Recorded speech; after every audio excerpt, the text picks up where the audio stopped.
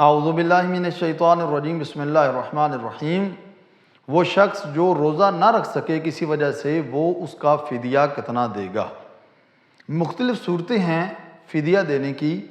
سب سے پہلے بزرگ افراد جو بوڑھے ہیں، جن کی ایج زیادہ ہے، وہ روزہ نہیں رکھ سکتے، یا مریض روزہ نہیں رکھ سکتا، یا حاملہ خاتون جس کے اپنے لیے یا بچے کے لیے روزہ رکھنا نقصان دہ ہے، یا کوئی ایسی خاتون جو بچے کو دودھ پلا رہی ہے اور دودھ کا مسئلہ ہے اس کا، وہ اپنے لیے یا بچے کے لیے مسئلہ ہے، تو اس صورت میں ضروری ہے کہ وہ روزہ نہ رکھیں۔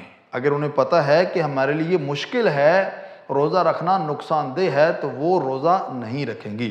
اور جب روزہ نہیں رکھیں گی، یا اسی طرح جو کمزور افراد ہیں، ایسے کمزور افراد کہ جن کے لیے نقصان دہ ہے روزہ رکھنا، اس قدر ان کی صحت خراب ہے کہ روزہ نہیں رکھ سکتے کمزوری کی وجہ سے، تو وہ بھی روزہ نہیں رکھیں گے۔ اور جب روزہ نہیں رکھیں گے تو انہوں نے فدیہ دینا ہے۔ اور فدیہ کیا دینا ہے؟ سب سے پہلے یہ ہے کہ ایک مسکین کو کھانا کھلانا۔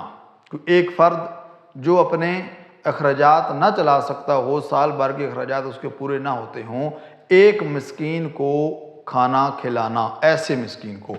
اور اگر کسی مسکین کو کھانا نہیں کھلاتے تو پھر اسے 750 گرام طعام، جو 3 پاؤ بنتا ہے، 3 پاؤ طعام دینا، کھانا دینا کسی مسکین کو، یہ ضروری ہے۔ ان دونوں میں سے کوئی ایک کام کرنا یہ ضروری ہے، یا مسکین کو کھانا کھلائیں یا اس کو طعام دیں، ان دونوں میں سے ایک کام۔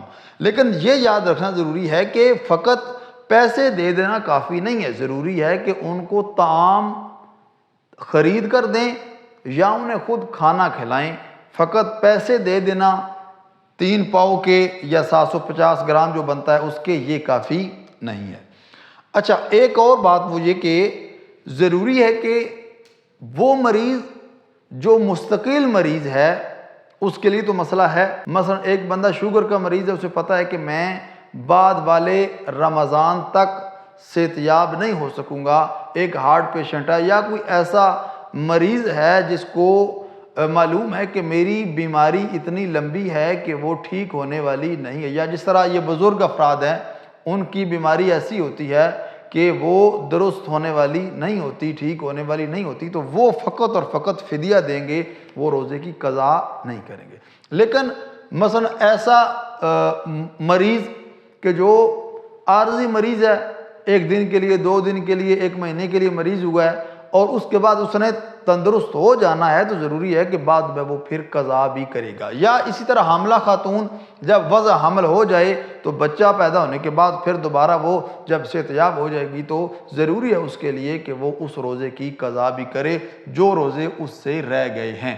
اسی طرح وہ افراد کے جو عارضی طور پر مریض ہیں اور بعد میں وہ تندرست ہو جائیں گے، یا جس طرح ایک خاتون جو بچے کو دودھ پلا رہی، اگر روزہ اس کے لیے نقصان دہ ہے تو پھر وہ روزہ چھوڑ سکتی ہے۔ لیکن اگر وہ دودھ پلانے کے ساتھ ساتھ روزہ رکھ سکتی ہے تو پھر تو روزہ رکھے گی۔ لیکن یہ اس صورت میں ہے کہ جب دودھ پلانا ضروری ہو اور اس کے لیے روزہ رکھنا نقصان دہ ہو، تو جب وہ روزہ نہیں رکھے گی تو بعد میں جب وہ دودھ دینا چھوڑ دے گی بچے کو، تو اس کے بعد روزہ رکھے گی وہ، اور واجب ہے اس کے لیے کہ وہ روزے کی قضا کرے، قضا کرنا ضروری ہوگا۔ تو یہ احکام ہیں کہ جن کو بیان کرنا ضروری ہے۔ دعا ہے خالق کائنات کی بارگاہ میں خداوند کریم ہم سب کو احکام الہیہ کے مطابق زندگی گزارنے کی توفیق عطا فرمائے۔ والسلام علیکم ورحمۃ اللہ وبرکاتہ۔